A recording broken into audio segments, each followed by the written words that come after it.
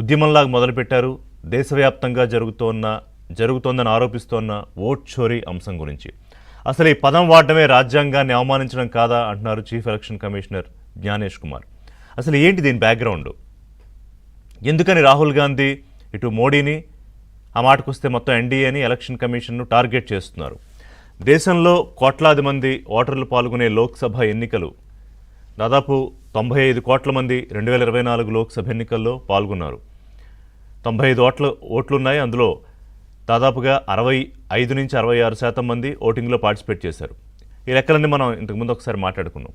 కానీ ఇప్పుడు ప్రధానంగా రాహుల్ గాంధీ విమర్శ ఏంటంటే 2014 నాటి నుండి కూడా, అంటే మోదీ మొదటిసారి ప్రధానమంత్రి అయినప్పటి నుంచి మొన్న జరిగిన 2024, గత ఏడాది క్రితం జరిగిన 2024 సార్వత్రిక ఎన్నికల వరకు కూడా ఎలక్షన్ కమిషన్ ఎన్డీఏ కోసం పనిచేస్తోంది. ఇంకా మాట్లాడితే మోదీ, అమిత్ షాల కోసం పనిచేస్తోంది అని చెప్పి చాలా చాలా తీవ్రమైన ఆరోపణ ఇది.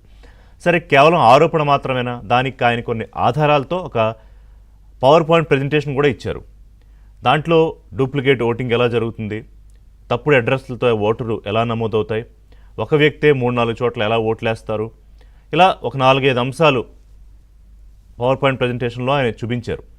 దానికి కొన్ని లెక్కలు చెప్పుకొచ్చారు. కానీ అవన్నీ కూడా నిరాధారమైనవి అని కొట్టిపాడేస్తోంది ఎలక్షన్ కమిషన్. ఇప్పుడు సాధారణంగా ఎక్కడైనా ఎలక్షన్ జరిగితే అవకతవకలు ఏమైనా జరిగాయని భావిస్తే ఏ పార్టీ వాళ్ళైనా ఒక నిర్దేశిత టైం ఉంటుంది. ఆ నిర్దిష్ట గడువులోపు ఒక అఫిడవిట్ రూపంలో ఇవ్వాలి, ఒక ప్రమాణ పత్రం ఇస్తే దాని మీద ఎలక్షన్ కమిషన్ స్పందిస్తుంది. అలా మీరు చేయకుండా ఎన్నికలైపోయిన ఏడాది తర్వాత, అంటే మీరు ఓడిపోయారు కాబట్టి వచ్చి మా మీద ఆధారాలు లేని ఆరోపణలు చేయడం ఏంటి? ఎవరి రాజకీయ ప్రయోజనాల కోసమో మీరు మా భుజం మీద తుపాకు పెట్టి కాల్చడం ఏంటి అని ఈసీ ఆరోపణ. కానీ ఇందులో అసలు వాస్తవాలు లేకపోతే కనుక ప్రతిపక్ష నేత, భారతదేశానికి సంబంధించి పార్లమెంట్లో ప్రతిపక్ష నేత రాహుల్ గాంధీ ఇంత తీవ్ర విమర్శలు ఎందుకు చేస్తున్నారు?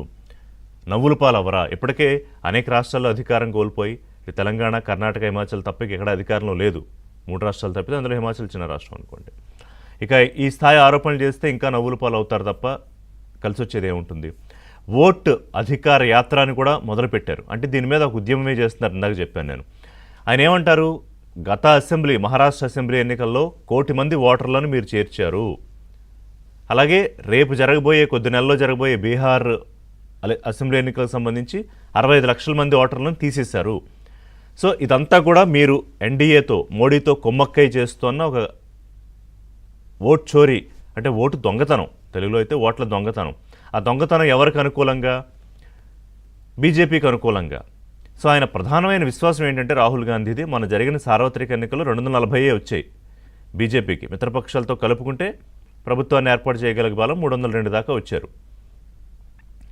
ఇదే కనుక జరగకపోతే, ఈసీ అనుకూలంగా పనిచేయకపోతే ఇండీ బ్లాక్ అధికారంలోకి వచ్చేది. ఇండీ బ్లాక్ అని అంటే ప్రతిపక్షాల కూటమి, ఇండియా దాన్ని పెట్టుకున్న పేరు ఐఎన్డీఏ కూటమి కదా. సో అధికారంలోకి వచ్చేది. కాబట్టి మీరు మోడీని గెలిపించడానికి, లేకపోతే ఆయన్ని ప్రధాని చేసేందుకు పనిచేసింది ఎలక్షన్ కమిషన్ అని. అంటే ఒక ఎలక్షన్ కమిషన్ మీద ఈ స్థాయిలో, అంటే అప్పటి నుంచో ఎన్నికల సంఘానికి దానికి సంబంధించి పనితనం సరిగ్గా లేదని, లేకపోతే అక్కడ లోటుపాట్లు ఉన్నాయని, అధికార యంత్రాంగంలో లోపాలు ఉన్నాయని ఇలా విమర్శలు ఉన్నాయి. కానీ ఇంత సంచలనంగా ఆరోపణలు చేస్తుంది మాత్రం మొట్టమొదటిసారి రాహుల్ గాంధీ. దానికి ఆధారాలు ఉన్నాయని చెప్తున్నారు. అలాగే నిన్న ఎలక్షన్ కమిషనర్ జ్ఞానేష్ ఒక 80-85 నిమిషాల పాటు సుదీర్ఘంగా మాట్లాడారు ప్రెస్ మీట్ పెట్టి. అది టైమింగ్ కూడా ఏంటి, నిన్నే ఆయన ఒక యాత్ర 1300 కిలోమీటర్ల స్ట్రెచ్లో ఒక యాత్ర ప్లాన్ చేసి, ఓటు అధికార యాత్ర ప్రారంభోత్సవం నిన్న, అది పాట్నాలో ముగుస్తుంది సెప్టెంబర్ 1వ తేదీకి. సో సరిగ్గా అదే రోజు పెట్టడం మీద కూడా జయరాం రమేష్ లాంటి కీలకమైన సీనియర్ నాయకులు, అదిగో మీరు తేటతెల్లం అయిపోలేదా, మీరు పక్షపాతం వహిస్తున్నారు బీజేపీకి అని చెప్పి కూడా ఆయన ఆరోపణలు చేస్తున్నారు. సో ఇందులో ముఖ్యంగా ఈ 2023 మధ్యప్రదేశ్ ఎన్నిక, 2024 పార్లమెంట్ ఎన్నికలు, అంతకుముందు జరిగిన మహారాష్ట్ర ఎన్నికలు, ఇప్పుడు రానున్న బీహార్ ఎన్నికలు, వీటన్నిటిలో కూడా అవకతవకలు జరిగాయి అని చెప్పేది ఆరోపణ. అయితే దీనికి జ్ఞానేష్ కుమార్ కొట్టిపాడేస్తుంది ఏంటంటే, సో ఇప్పుడు మెషిన్ రీడబుల్ జాబితా ఇమ్మని అడుగుతున్నారు రాహుల్ గాంధీ. అంటే ఆ తీసేసిన ఓట్లు, యాడ్ చేసిన ఓట్లు, మేము ఆల్రెడీ 65 లక్షల మంది ఏదైతే తీసేసిన ఓట్లు ఉన్నాయో ఆ జాబితా మేము పెట్టాం వెబ్సైట్లో, అది మేము ఇవ్వం. ఎందుకు ఇవ్వమని చెప్తున్నారంటే, అది ఇస్తే మెషిన్ రీడబుల్ జాబితా ఇస్తే 2019లో సుప్రీంకోర్టు ఓటర్ల గోప్యత దెబ్బతింటుంది అని ఏదైతే తీర్పిచ్చిందో దానికి విరుద్ధంగా ఉంటుంది కాబట్టి ఇవ్వము అని. సరే, సీసీటీవీ ఫుటేజ్ ఇవ్వడానికి అభ్యంతరం ఏంటంటే అది కూడా అక్కడ మహిళలు వస్తారు, అనేక మంది వస్తారు, ఆ గోప్యత కూడా దెబ్బతింటుంది అని. సో సీసీటీవీ ఫుటేజ్ ఇవ్వట్లేదు, మిషన్ రీడబుల్ ఫార్మేట్లో కూడా డేటా ఇవ్వట్లేదు. దీని మీద ప్రధానమైన అనుమానాలు. అసలు ఎలక్షన్ కమిషనర్ల నియామకం, ఆ పొందిక, దాని మీద కూడా అనుమానాలు ఉన్నాయి. ప్రతిపక్ష నేతకు సంబంధించి పాత్ర లేకపోవడం. సో ఇన్ని అనుమానాల మధ్యలో ఇన్ని కోట్ల మంది వేసిన ఓట్లకు సంబంధించి ఒక క్వశ్చన్ మార్క్ రాదా?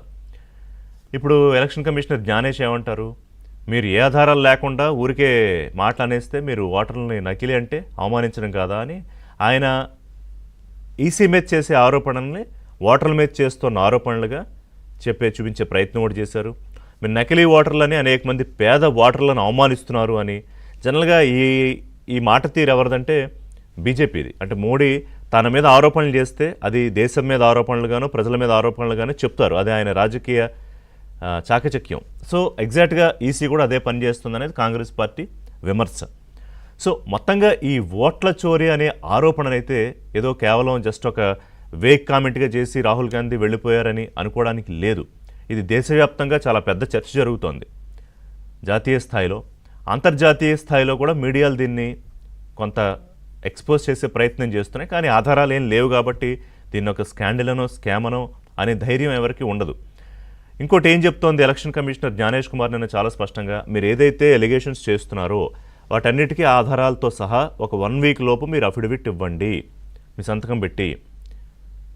లేదంటే దేశ ప్రజలకి దేశం ముందు సారీ చెప్పండి, మీరు తప్పుడు ఆరోపణలు చేశాను నేనని సారీ చెప్పండి, మీకు ఇంక 3వ ఆప్షన్ లేదు అని. సరే, దాని తర్వాత రాహుల్ గాంధీ కూడా మాట్లాడారు. మోదీయో అమిత్ షాయో ఎన్నికల కమిషను నన్ను కానీ మా ప్రతిపక్ష పార్టీలను కానీ ప్రజలను కానీ భయపెట్టలేవు అని. సో ఆయన అఫిడవిట్ ఇస్తారు నేనేం అనుకోవట్లేదు. అఖిలేష్ యాదవ్ సమాజ్వాదీ అధినేత, మాజీ ముఖ్యమంత్రి, ఆయన కూడా మేము ఇప్పటివరకు 18,000 అఫిడవిట్లు ఇచ్చాము మా రాష్ట్రంలో జరిగిన ఎన్నికల అవకతవకల్లో, ఒక్కటంటే ఒక్కదానికి కూడా ఎలక్షన్ కమిషన్ స్పందించలేదు, సమాధానం చెప్పలేదు అంటున్నారు. మరి అది వాస్తవం కాదు, ఎలక్షన్ కమిషన్ చెప్పాలి. సో ఎలక్షన్ కమిషన్ మీద ఒత్తిడి ఉంది, ఎవరి ప్రెషరో ఉంది, దాంట్లోంచి బయటకు వస్తే మీ వెనకాల కోట్ల మంది ఉంటారనేది ప్రతిపక్షాలు చెబుతున్న మాట. అంటే ఇది చాలా సీరియస్ స్టేజ్కి చేరిపోయింది. సో ఇప్పుడు ఇందులో రాహుల్ గాంధీ చేసిన వ్యాఖ్యల్లో వాస్తవం ఎంత, ఆయన ఆధారాలు చూపించకపోతే